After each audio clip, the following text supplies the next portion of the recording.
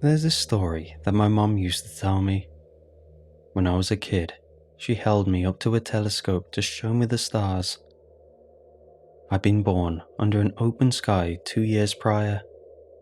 It was only fair that space and I got better acquainted. She showed me constellations like Ursa Major, Auriga, and Orion, and the moon, of course. Finally, she set the telescope to one specific point: Jupiter. Then, I started screaming. I went from warm and cuddly to a panicked, hell-screaming mini-beast at the drop of a hat. Mom never figured out why, and for many years, neither did I. "It's like he saw the boogeyman," she says whenever she tells the story. Or maybe he just didn't understand what he was looking at. Or that mystery can be scary. My dad jokingly says that this telescope was the cause for my interest in geology. Better to look down than up, he figured. I never thought of it that way, but he had a point. Personally, I think I've always liked to understand the fundamental puzzle pieces that make this world live and breathe. That's what geology is to me, an understanding of our home, like knowing the foundations of your house. So yeah, I'm a geologist. I got my degree at MSU, got a master's degree in Norway, and got an entry-level job at a government agency in Reston, Virginia. By 2013, I was well on my way to earthquake-proofing my life and personal economy. Things were pretty sweet, but there were a few caveats. First, I was desperately lonely. And second, I hadn't used the telescope since that fateful day when I was 2 years old. But that changed in March 2013. I just turned 24. I'd kinda started dating this girl, Lynn. We'd only been out twice, but I had a good feeling about the third date. She was an intensely outdoorsy kind of person. She had all kinds of breathing fabric clothes, super hydro whatever water flasks, and she tracked everything about her life on an ergonomic hyper-digital buzzword watch with the accompanying monthly subscription app. It was all a bit much, and I couldn't keep up with her in any sense of the word. But she somehow tolerated me, and that was all that mattered. We'd been hiking all day. Lynn had been hinting at a surprise at the end of the road. It was already getting too dark to turn around, so I figured we might be sharing a tent. She hadn't told me to bring my own. As we got to the top of a hill, I realized I'd been an idiot. There was a camp of 6 other people, men and women, all variations of Lynn. Eager, sporty people with a violently upbeat vibe. Lynn turned to me with the biggest smile. "Surprise!" she laughed. "We got a stargazing party." Yeah, I'd misread the entire date thing. I was supposed to bring my own tent, but Lynn figured that was implied. Apparently, you should always bring a tent when hiking. I hate unwritten rules. In that moment, I was just a bitter man coming to the realization that we had vastly different ideas of what that date was going to look like. Still, I had a good time. We had hot dogs and s'mores, and our friends had put up telescopes to play with. There was supposed to be a meteor passing by, and they all wanted to see it. Honestly, I think it was just an excuse to get out of town for a while. One of Lynn's friends had brought a bottle of schnapps. Not much, but enough to play some Never Ever Ever and have a good laugh or two. By the time the meteor came around, we'd almost forgotten about it.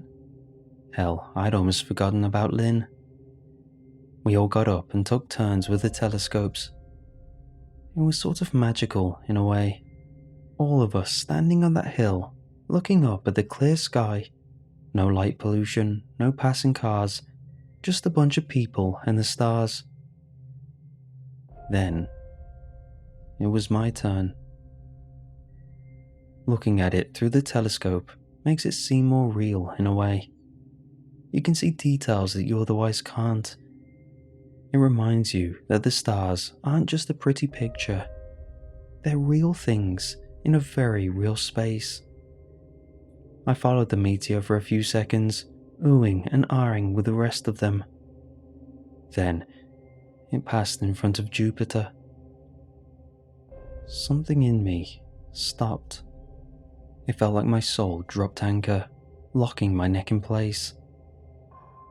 Ever since that day when I was a kid, I hadn't seen the planet up close. Not like that. Not since. There was a rumble. At first, I thought it was some kind of motor error in the telescope tripod. Then, it happened again. I took my hands off the telescope, but quickly realized I couldn't look away. My neck was cramping, my throat closing. I couldn't blink, I couldn't scream, and the rumble grew stronger. It got faster, turning into a vibration or a note. There was a middle note, a high note, finally a low note. 3 repeating sounds bouncing against the inside of my cranium like an expanding echo. My eyes, searching desperately for a way to blink, finally locked onto something. There, among the swirling storms of Jupiter's surface, I could see spots of red. Some large, some small, and one so large it was impossible to miss. Now, I know what it is in theory. I've heard about the storms of Jupiter. It's a gas giant. But what I looked at then and there were no storms. They were eyes. Every storm, every spot, red eyes. I finally understood the rumbling, that feeling that bore through me, middle, high, low. It wasn't just spasms. They were syllables. The more I listened, the clearer they got, like fine-tuning a radio. And in that one perfect moment, as everything aligned, I heard it. I heard Jupiter. I felt it. Not as a voice, but a movement. A trembling bass, like standing next to a silent but deafening song. And it said, "I see you." For the other stargazers, it looked like I had a seizure. Lynn later described how I took one look through the telescope and immediately started shaking. She offered to get my coat, which I left by the campfire. When I finally pried myself loose from the telescope, all I could do was froth at the mouth and screech the same 3 tones over and over. But they didn't understand. How could they? Middle, high, low. I see you. I was only out for a couple of minutes. The circle of friends looked down at me, trying to figure out how bad the damages were. They'd fetched their first aid kits and Lynn's satellite phone. Prior to waking me up, they'd been arguing whether to call someone. They could also follow the blue tape on the trees, which would lead to a ranger station.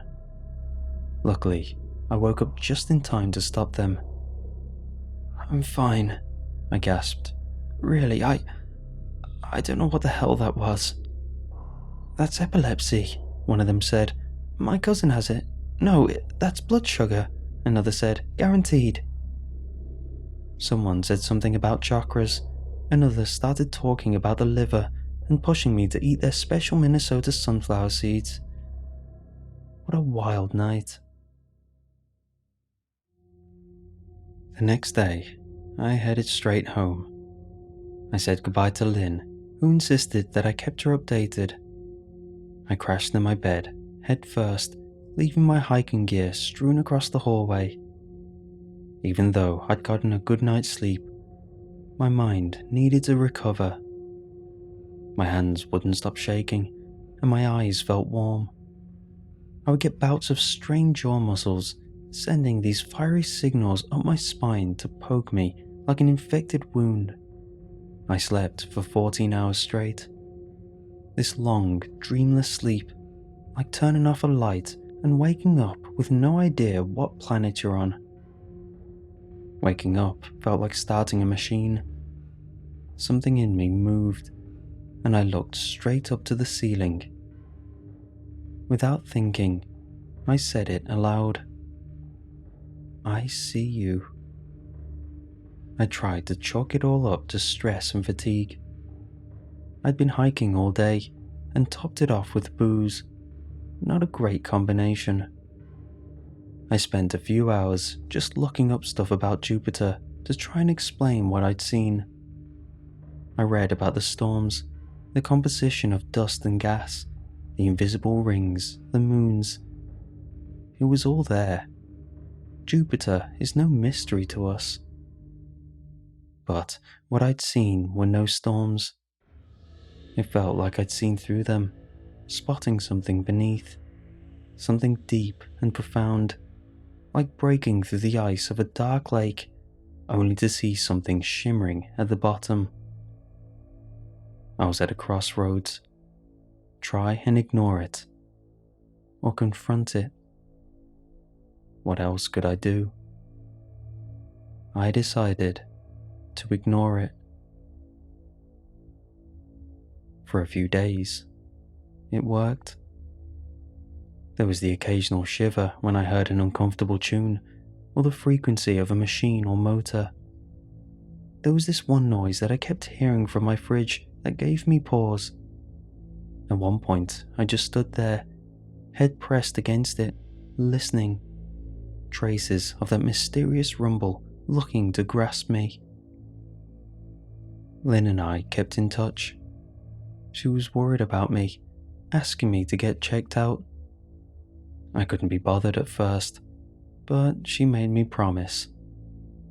I thought about telling her I'd gone without actually going, but she was so sincere. I couldn't bring myself to lie, no matter how convenient. The doctor couldn't find anything wrong with me. Not physically, at least. I kept getting distracted by all the hums. I imagined hearing that frequency in a little bit of everything, directly translating to spotty words in the back of my mind. I could hear C coming off a computer screen, a U from the rumbling pipes in the bathroom. Just spots of recognition, sending flakes of ice up my spine as a constant reminder that I was, in fact, nowhere near okay. It all came to a breaking point one evening when I was making dinner. I was alternating between frying chicken and answering messages from Lynn when I got into what I can only explain as a groove. There was a hum coming from the kitchen fan which resonated exactly with one of the frequencies. It was calling to me over and over. You, you, you, you, you. I have no idea how long I stood there. My mind just synced to this rhythm. At some point, I realized I was coughing, nodding my head to the alarm from the smoke detector going off. My chicken was burnt.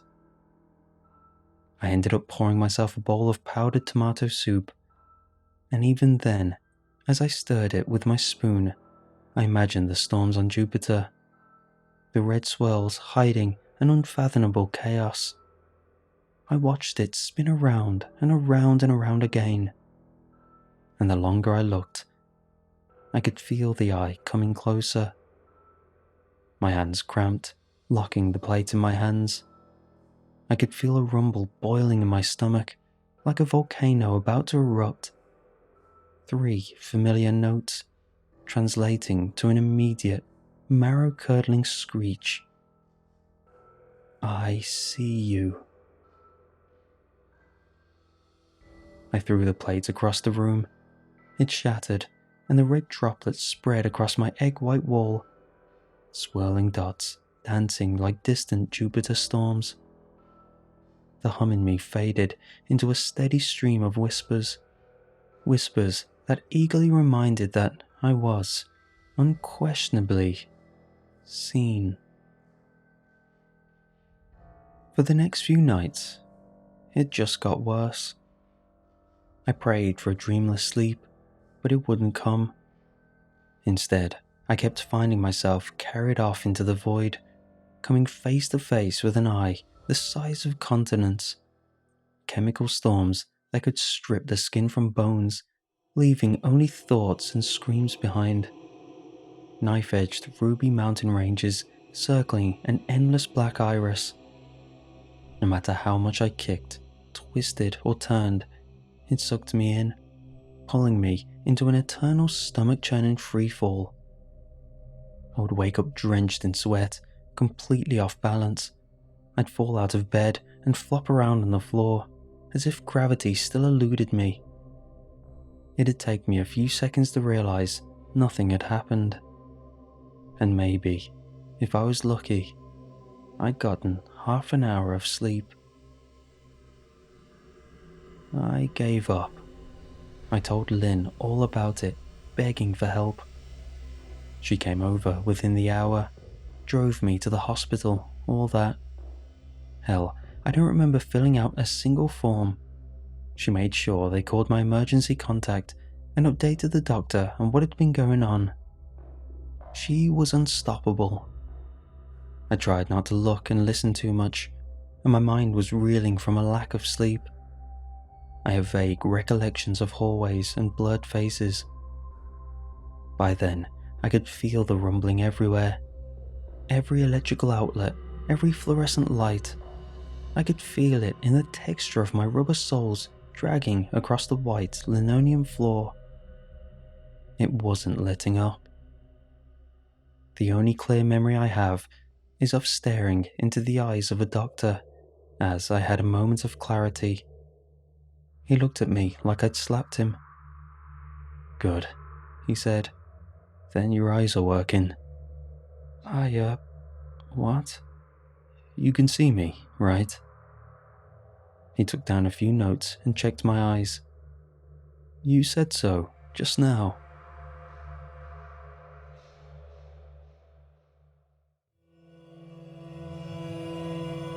They kept me overnight for observation. My mum came by with some supplies and words of encouragement. She stroked my head and made sure I always had a glass of water on hand. Whenever my fever-like rants and seizures would start, she was there to calm me down. Well, to the best of her ability.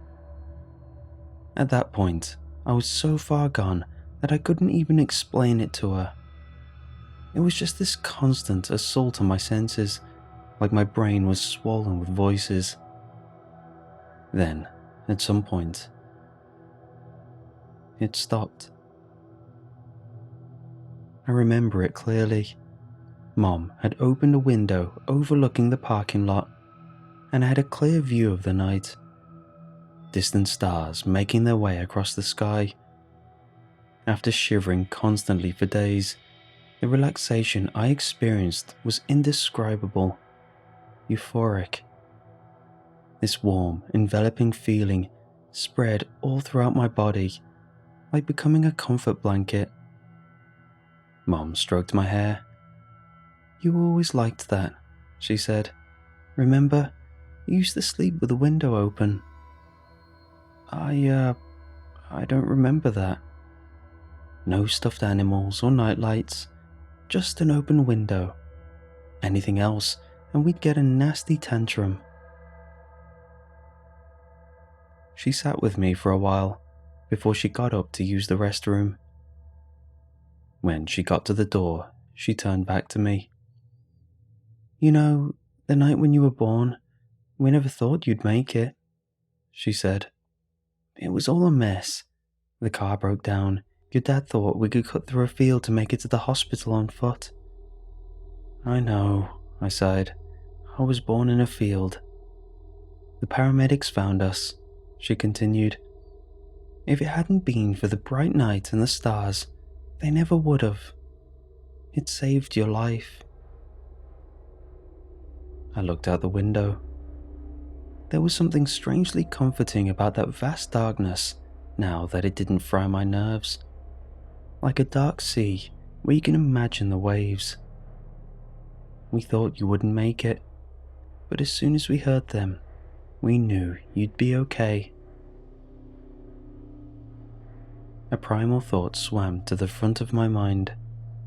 The vague feeling of people around me, being naked and cold in an open field, hands grasping me, a voice far above whispering, "Don't worry, kid." A breath that lasts for a lifetime. I see you. The next morning, I was discharged. My nerves had calmed, and I'd gotten a prescription for seizure medication. I was rolled out of the main entrance where Lynn met up with us. It wasn't the kind of introduction I'd planned on doing that day, but that time was as good as any. Mom had her promise to take me home, and Lynn was happy to help. We started the drive, and I immediately felt something strange. A tinge of something cold, like a snowflake hitting an open wound. "Do we need to stop?" she asked. "Are you okay?" "No, just wait." As I looked around, the feeling shifted, and at one specific point, it disappeared. It just disappeared. I followed the direction with my finger, pointing at something in the distance. "Can we go there?" I asked. "Right there, that way." "The highway?" "Sure, yeah." "To where?" "No clue." Lynn pondered it for a second, then nodded. "Highway it is." We followed it for hours and turned the day into a road trip. We crossed the state line into West Virginia somewhere in the afternoon, and Lynn didn't seem to mind. She made an adventure out of it.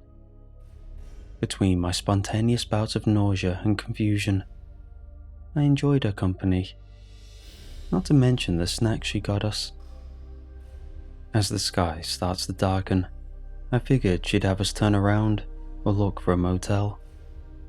But no, she kept going.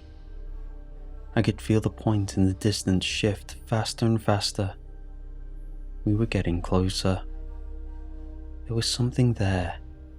Something that made the shaking fade and clarity return. A piece of me settling back to where it ought to be. We ended up going down a long gravel road. Every twist and turn came suddenly, forcing us to crawl at a snail's pace. Lynn didn't seem to mind though. She put on some John Denver and had her own little sing-along. "You don't have to do this," I said. "We could be here all night." "That's okay," she smiled. "You sure? A fourth date is a fourth date. I'm sure you've had better. I've had worse." As the gravel road turned to dirt and came to a stop, I could feel we were getting close. I tried to explain it, but I couldn't find the words. It was like a spot of nothing growing bigger. If I could just get there, I had this aching feeling that everything would, in one way or another, turn out okay. Lynn stopped to get her hiking pack, and that was that. Off we went. We wandered through the wild forest. There were no trails, no leads. It was just us, and a vague sense of direction. Lynn didn't seem to mind. She had both a compass, satellite phone, and all kinds of tools. 2 hours of dark nothing, and suddenly, light. It was almost midnight by then. A starlit sky opened as we stepped onto the top of a sort of ridge overlooking a lake. I could see almost all the way around it from there. In the distance, I spotted a few boats, fishermen. It was all quiet. No matter what direction I looked, it was all just quiet. I looked at Lynn and laughed. I was so relieved that I couldn't express it, like a muscle knot untying itself or a massive headache just melting away, like putting a soothing balm on my soul. I gave her a big hug, and she returned it in kind. I don't know why, but this is it, I smiled. This is the spot. I think we're in Greenbrier County. That's someplace special to you. Never been here before. Well then. I sat down and took in the scene.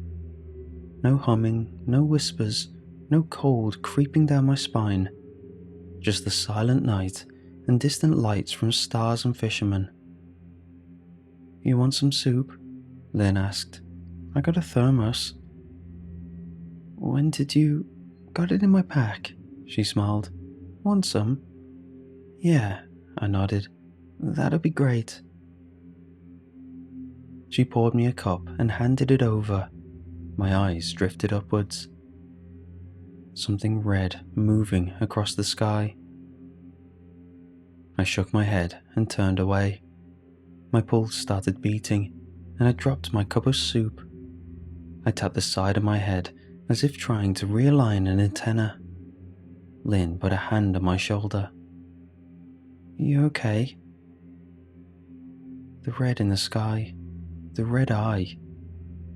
I could feel it. I scrunched my face as hard as I could, telling myself it was all gonna pass, telling myself it was over. I'd won, and this was just an aftershock. Then, Lynn spoke up. Is that a plane? She saw it too. I looked back at Lynn, seeing a red gleam in her eyes, a reflection of what loomed overhead. The joy faded from her. I could feel it too. Something was wrong. A reflex in me made me look up. A stupid, inane little reflex. A red swirl in the distant sky, a sailing star, long out of reach. My breath grew shallow as I realized I couldn't look away. Everything else faded as my sight was slowly swallowed by that distant vision. Lynn? Lynn! I called out, waving my hands behind me. Don't let it take... I felt her fingers brush against mine as the rumbling began. But this time, it was different. It was a pulse so powerful that my left eardrum immediately burst, leaving me screaming like a child on the ground. It burned me to my core, wrapping itself around my spine and squeezing, forcing these guttural sounds up through my esophagus. Somewhere far away, I could feel Lynn shaking me, but all I could focus on was that red dot in the sky. It resonated with me. With my every pulse, it pulsed back. Our duet, our signal. I choked to my lungs, spitting up the syllables like a hiccup. I see you. It grew faster and faster, turning from 3 syllables to 2, and gradually, just the sound. I see you. I see you.